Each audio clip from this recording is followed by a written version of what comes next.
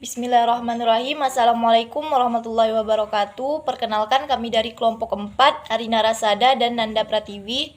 Di sini kami akan menjelaskan tentang model atau metode pembelajaran Team Games Turnamen atau TGT, permainan dan discovery.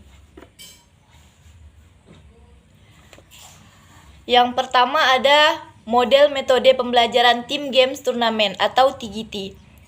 Suprijono 2009 46 menyatakan bahwa model pembelajaran adalah suatu perencanaan atau suatu pola yang digunakan sebagai pedoman dalam merencanakan pembelajaran di kelas atau tutorial.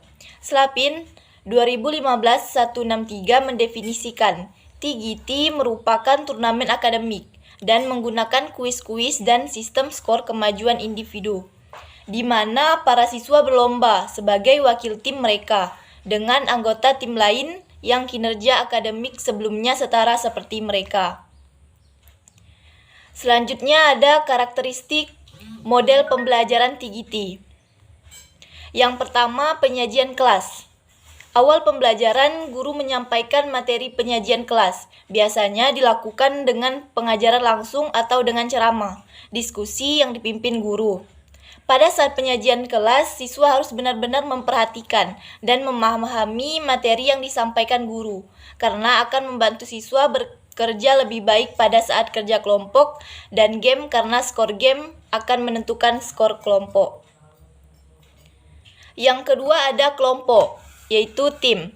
Kelompok biasanya terdiri dari 4-5 orang siswa yang anggotanya heterogeni, dilihat dari prestasi akademik, jenis kelamin, dan rasa tahu etnik. Yang ketiga ada turnamen. Turnamen dilakukan pada akhir minggu atau pada setiap unit setelah guru melakukan presentasi kelas dan kelompok sudah mengerjakan lembar kerja. Yang terakhir ada penghargaan kelompok atau team recognize. Guru mengumumkan kelompok yang menang. Masing-masing tim akan mendapatkan hadiah apabila rata-rata skor memenuhi kriteria yang ditentukan. Langkah-langkah pembelajaran TGT, yaitu ada class presentation, yang mana guru menyampaikan materi, tujuan pembelajaran, pokok materi, dan penjelasan singkat LKS dengan pengajaran langsung dan atau dengan ceramah. Yang kedua ada tim, yaitu guru membagi kelas menjadi beberapa kelompok.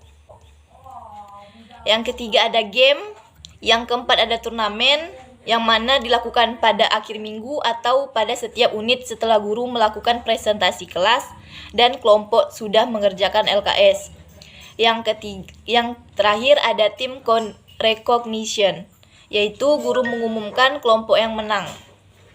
Masing-masing kelompok akan mendapatkan hadiah apabila rata-rata skor memenuhi kriteria yang telah ditetapkan.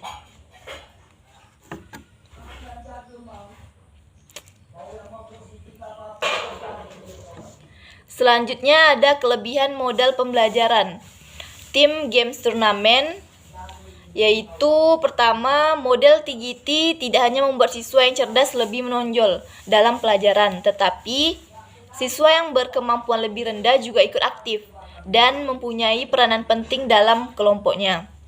Yang kedua, model pembelajaran TGT akan menumbuhkan rasa kebersamaan dan saling menghargai sesama anggota kelompoknya.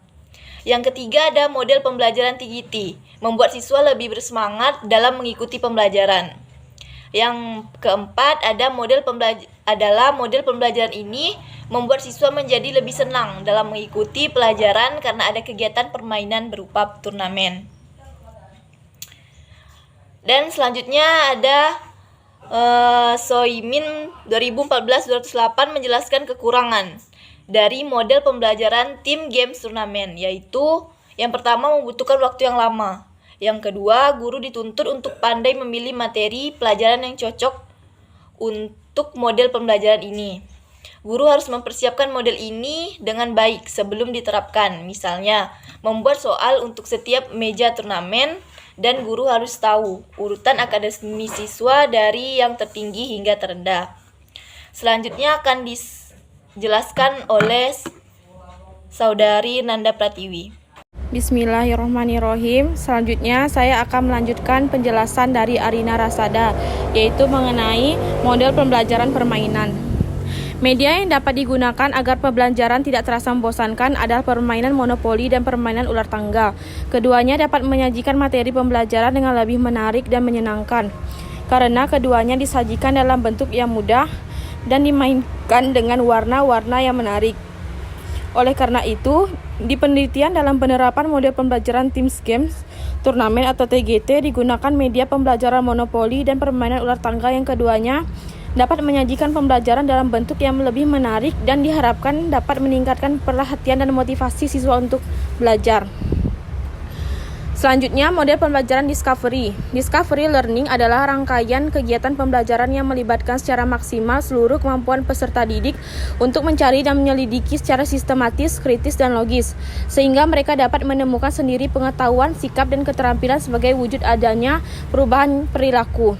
Tak serupa dengan model pembelajaran lainnya yang cenderung konvensional, Discovery Learning atau pembelajaran penemuan lebih terpusat pada peserta didik bukan guru. Selanjutnya, langkah menuju model pembelajaran Discovery Learning. Yang pertama, stimulus. Kedua, identifikasi masalah. Ketiga, penghimpunan data. Keempat, olah data. Kelima, pembuktian. Keenam, generalisasi. Penerapan Discovery Learning dalam rencana pelaksanaan pembelajaran. Yang pertama, fase stimulus. Tahap ini berfungsi untuk menyiapkan kondisi belajar yang dapat membantu siswa dalam mengeksplorasi bahan ajar agar siswa dapat dihadapkan dengan pertanyaan atau persoalan relevan untuk menumbuhkan kegiatan untuk menyelidiki dan mencari tahu sendiri jawabannya. Kedua, fase identifikasi masalah dapat dicoba dengan mulai dari guru yang memberikan kesempatan kepada siswa untuk memberikan pendapat atau jawaban sementara terkait dengan topik pembahasan. Yang ketiga, fase pengolahan data. Dalam fase ini terdapat kegiatan pengolahan informasi yang didapatkan baik melalui pengumpulan data kemudian menafsirkannya. Keempat, fase pembuktian, memiliki kegiatan presentasi atas hasil pengolahan informasi masing-masing kelompoknya di hadapan para siswa. Siswa yang lainnya diberikan kesempatan untuk memberikan tanggapan, kritik, saran, serta pertanyaan. Kelebihan dan kelemahan Discovery Learning. Yang pertama, kelebihan Discovery Learning. 1. Membantu peserta didik untuk mengembangkan kesiapan serta penguasaan keterampilan dalam proses kognitif. Yang kedua, peserta didik memperoleh pengetahuan secara individual sehingga dapat dimengerti dan mengendap dalam pikirannya. Ketiga, dapat membangkitkan motivasi dan gairah belajar peserta didik untuk belajar lebih giat lagi. Yang keempat, memberikan peluang untuk berkembang dan maju sesuai dengan kemampuan dan minat masing-masing. Yang kelima, memperkuat dan menambah kepercayaan pada diri sendiri dengan proses menemukan sendiri karena pembelajaran terpusat pada peserta didik dengan peran guru yang sangat terbatas. Kelemahan Discovery Learning. 1. Siswa harus memiliki kesiapan dan kematangan mental. Siswa harus berani dan berkeinginan untuk mengetahui keadaan sekitarnya dengan baik. Terkadang terhitung sangat sulit untuk mewujudkannya. 2. Dalam keadaan di kelas gemuk atau memiliki jumlah siswa terlalu banyak, metode ini tidak akan mencapai hasil yang memuaskan. Guru akan kesulitan untuk benar-benar memperhatikan proses pembelajaran setiap murid.